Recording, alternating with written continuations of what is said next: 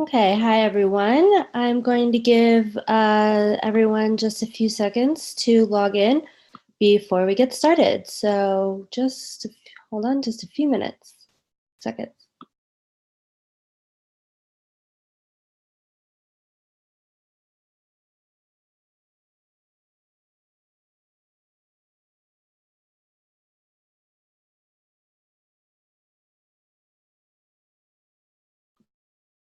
Okay, so let's get started. Hi everyone, welcome to this Monday's town hall. This is our 46th town hall. I want to do a quick reminder just before we start to everyone on YouTube that we will have an informal QA at the end that will not be streamed on YouTube. So if you want to join, please join through the Zoom link so you don't miss out. All right, first up we have Jinho with a status ambassador update. Jinho? Hi, can you hear me? Yes, I can. Okay. Hi everyone. Let me introduce the Ambassador Program.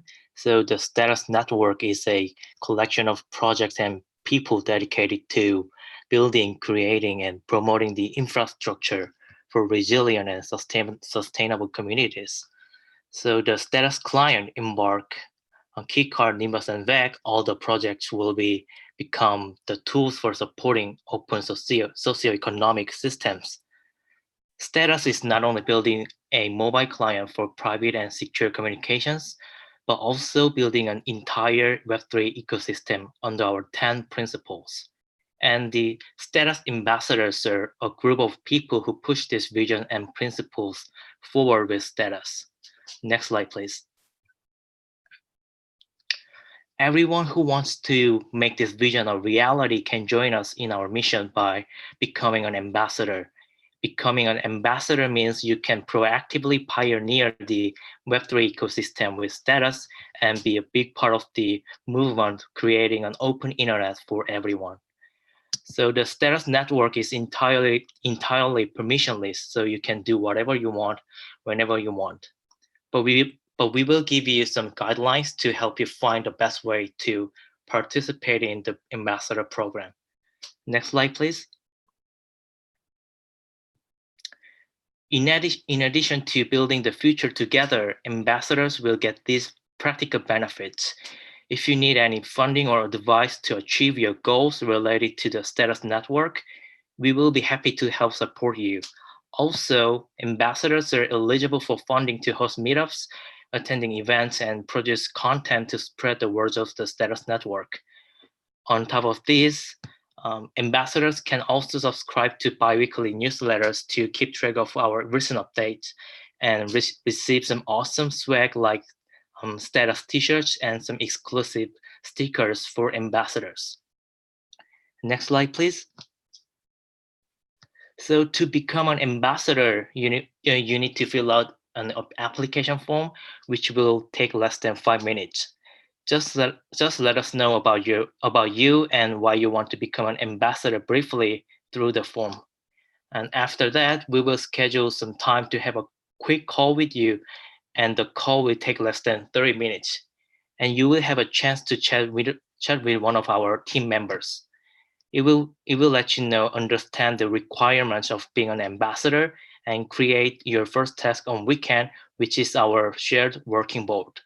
If English is not your first language or you prefer not to have a call, we can do this step over email or a chat in Status.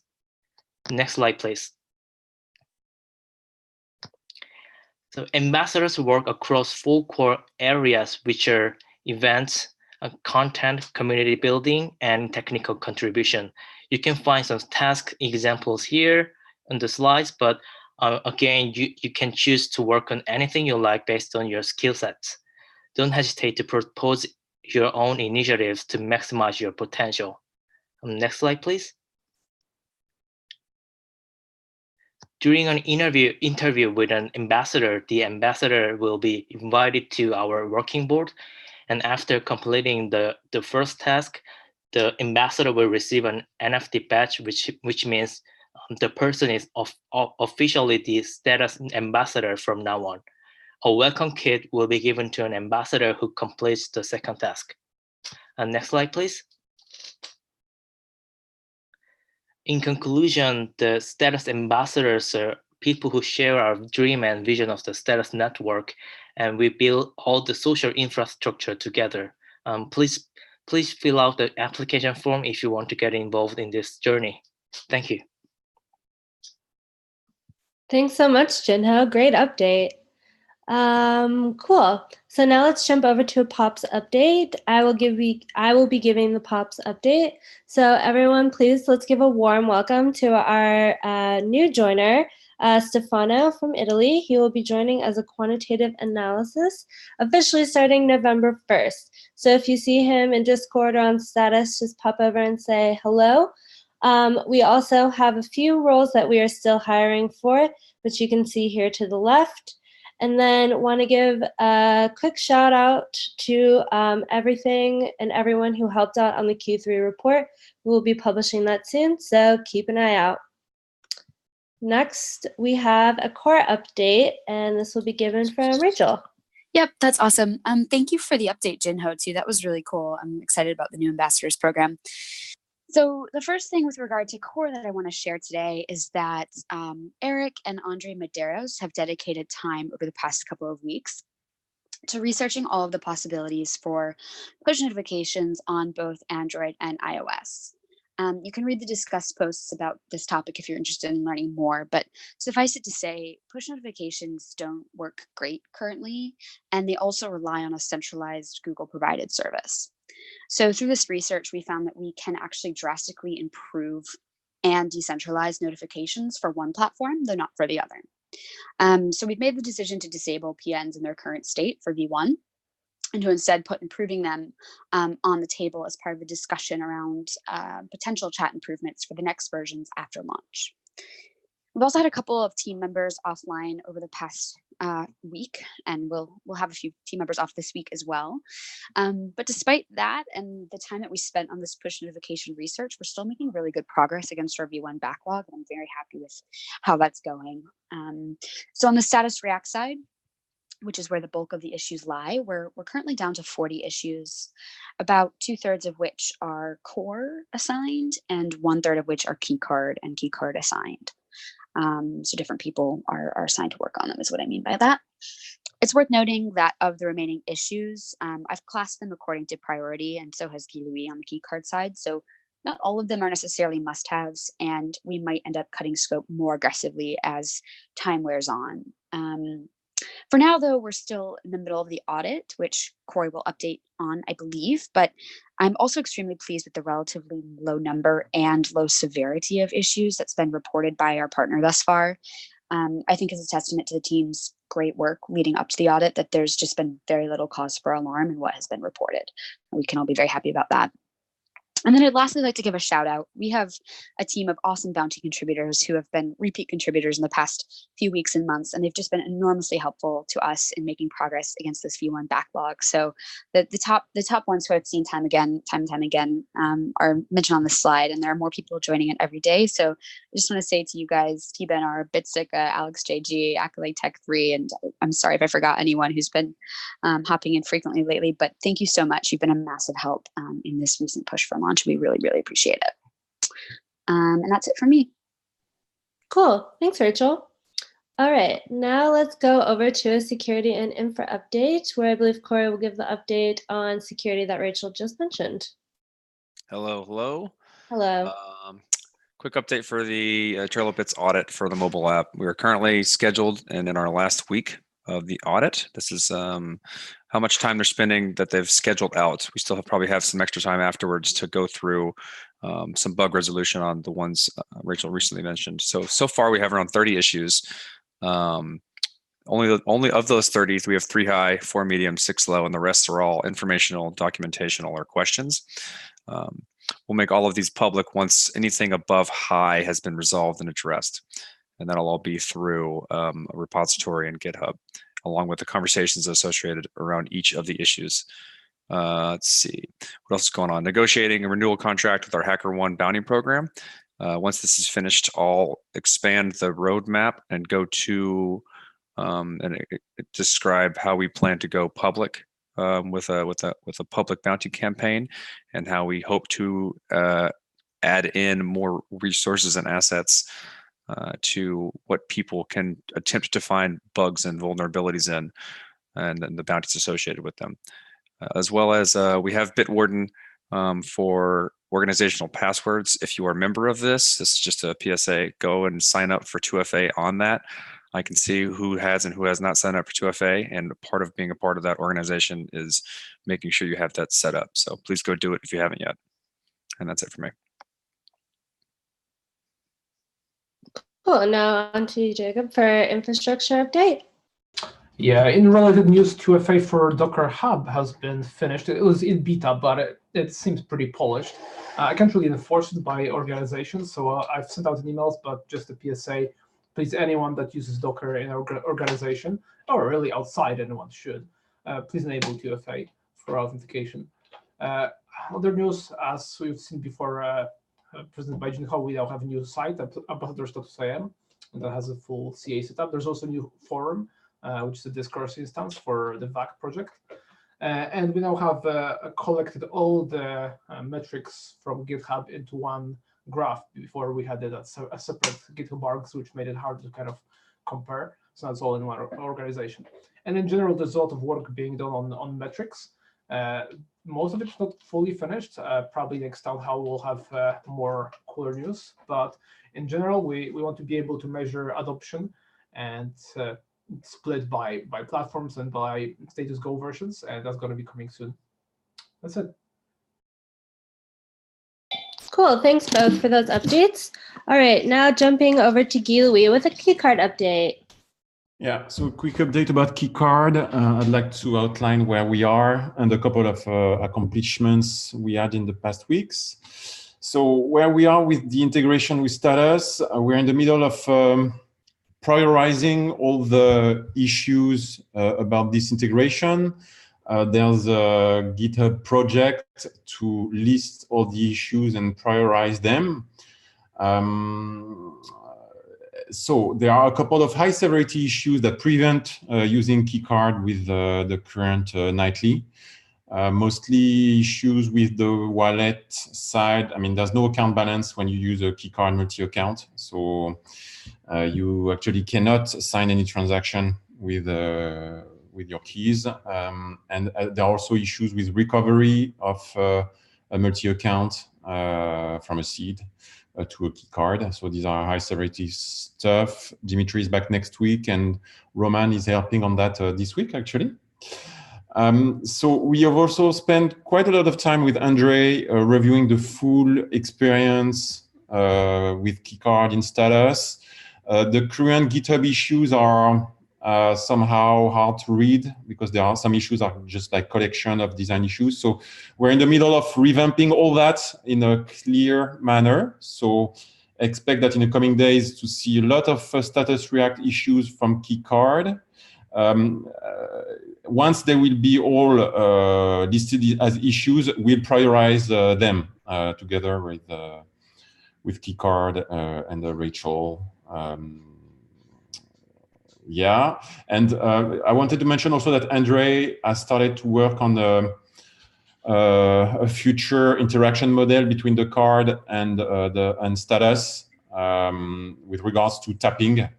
We'll not implement that right now, but we believe we can. I mean, based on what we've done and using it for real, we believe we can enhance that, make it better in terms of user interaction, so that the user understands when he needs to tap. And it would be better consistent with how iOS shows NFC tap request. 2 accomplishments now. We've released a Swift SDK, meaning now iOS apps can integrate Keycard with this SDK. So now we are covering Android and iOS. And the Gnosis Safe team has successfully released a Gnosis Safe application in Android and iOS with Keycard enabled. So this is really great news, both because that's another integration of Keycard, and also because it's the first time an iOS app is integrating Keycard. And what does it do? Gnosis Safe I'm talking about the personal edition. So it's a multi-sig wallet, smart contract wallet. Up to now, when you were signing a transaction, you were signing it with your Gnosis Safe app, and you had to sign also the transaction with your browser. And so that's not convenient if you're not close to your desktop, actually. And now this second signature is replaced by a tap of a key card on the phone.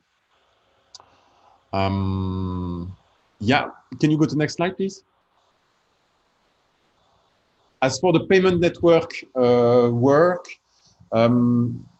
so we've delivered Keycard 3.0. And why it's important for the payment network is because this Keycard 3.0, here 3.0 refers to the Keycard applet that's running on the smart card and the Keycard API that's going together with this applet.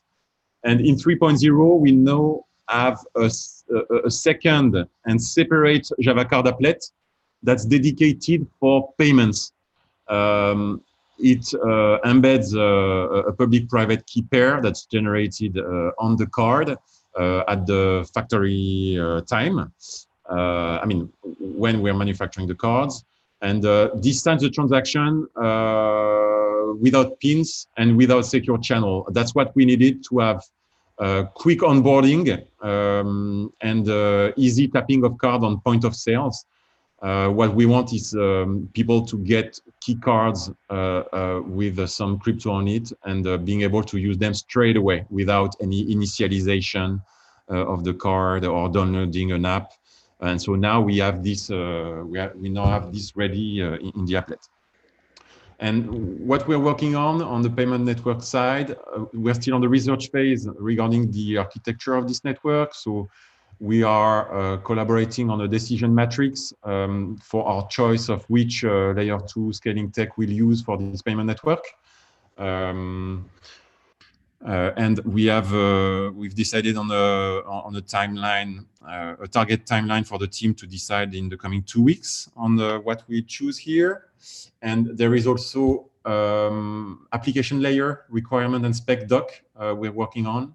This is specifying how the payment network will work above this layer 2 chain. Mostly with regards to flows between the cards, smart contracts, how we manage fraud mitigation and all these aspects.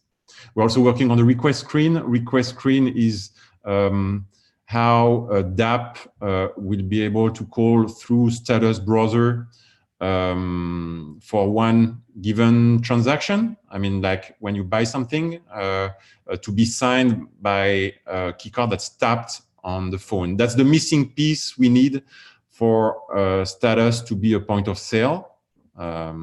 So there is a specification defined and the implementation is ongoing. So thanks, by the way, to Volodymyr that's working on that right now. And there's also wanted to mention that there's a position that's opened for marketing manager for Keycard. I mean, for Keycard as a whole, but there's a lot of work for the payment network for this future role. And that's what I wanted to say about Keycard. Cool, thanks, Guy. Cool, jumping up next we have Swarm updates, and I believe we have one teller with Yuri. All right, so since DEF CON, we're back working on Teller again.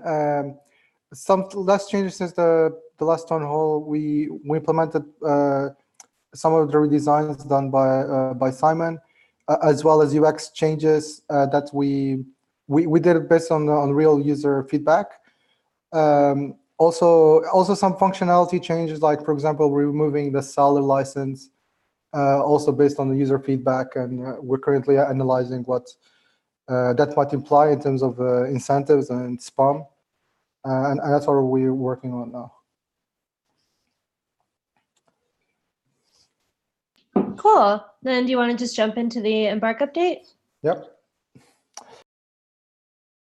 Is there a slide before that? It just said Embark update. Sure. Okay, next slide then.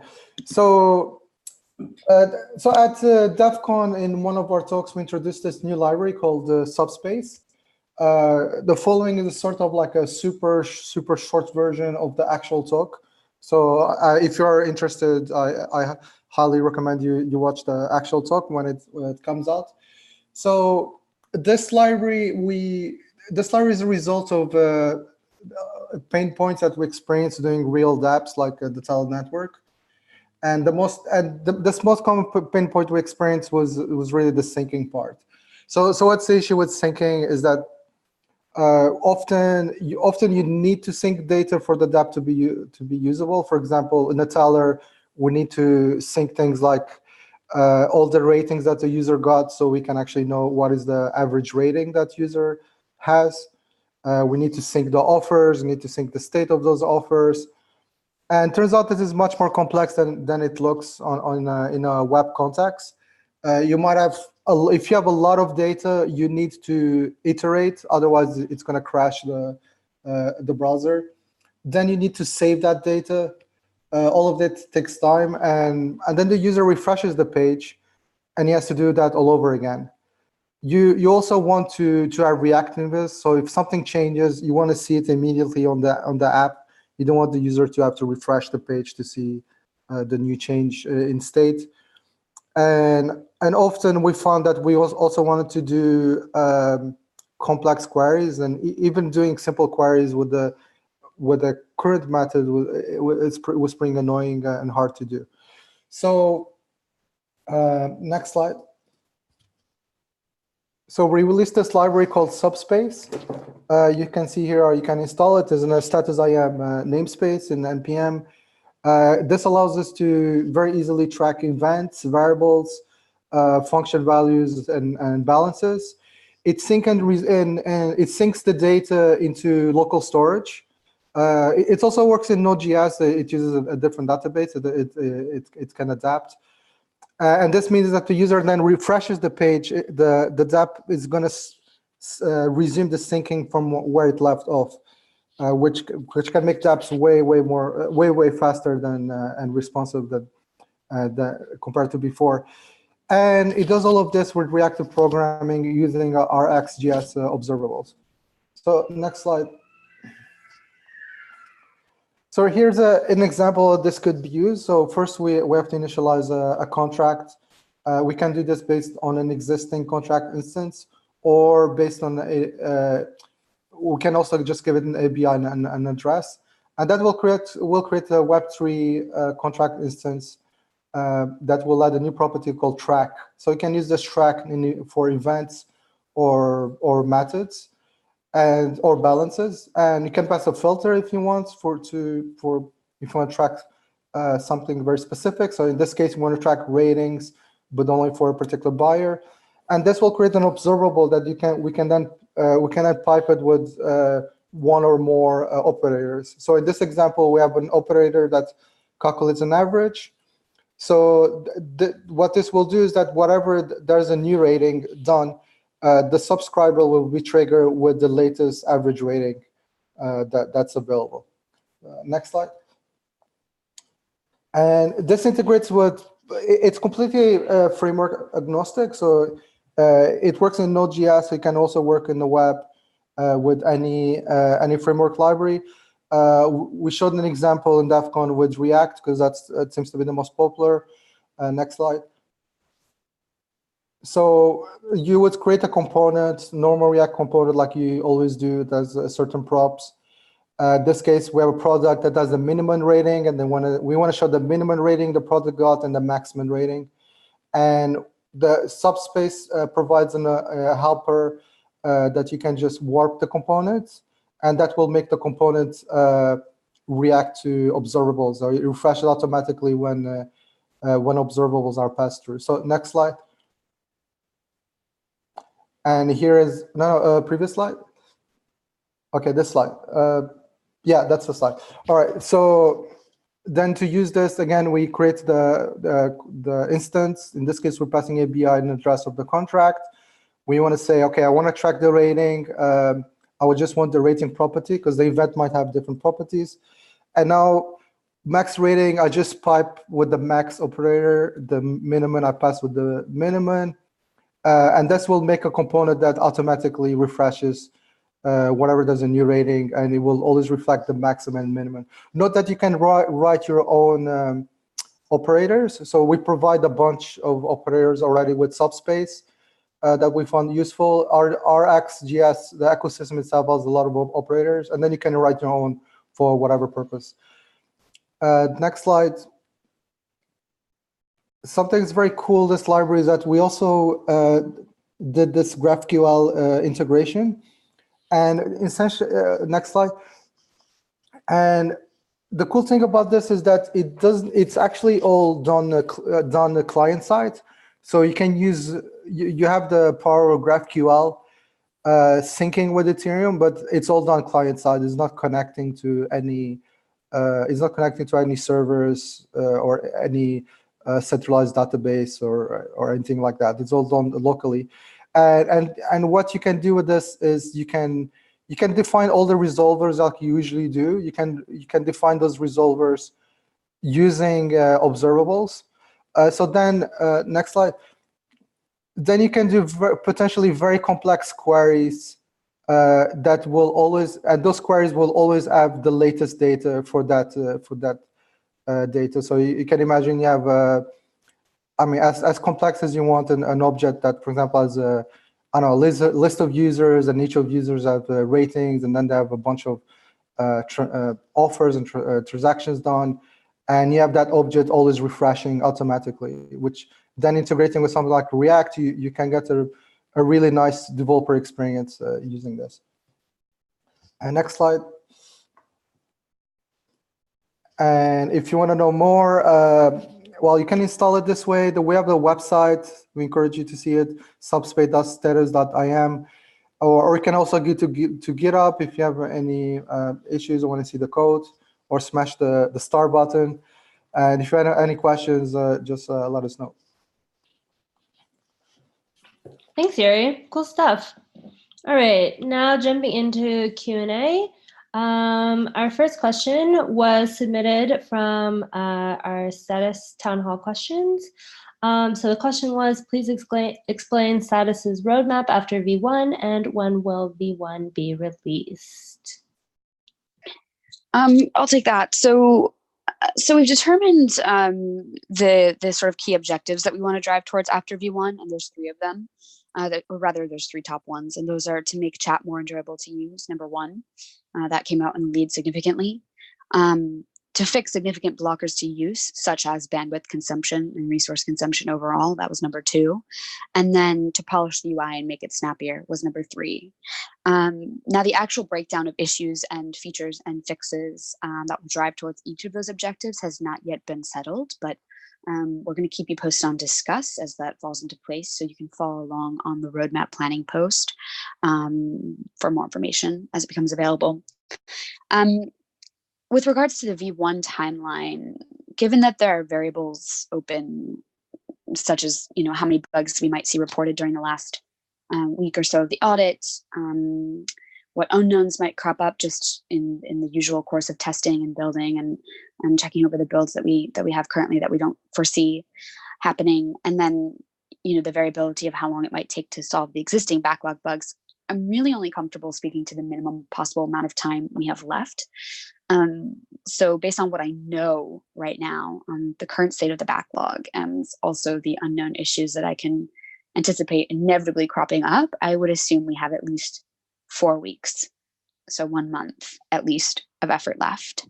And we're staying in close contact with Johnny and the marketing crew about whether our timeline is going to run past the holidays or not, because obviously that's kind of a key time for marketing. It's crowded and we want to be prepared if we're going to be launching around then. But if you want to follow the V1 timeline, there's also Discuss post dedicated to that, and I'm keeping that up to date every week. Cool, thanks, Rachel. Okay, so now I'm going to stop the YouTube stream really quickly. 1 second.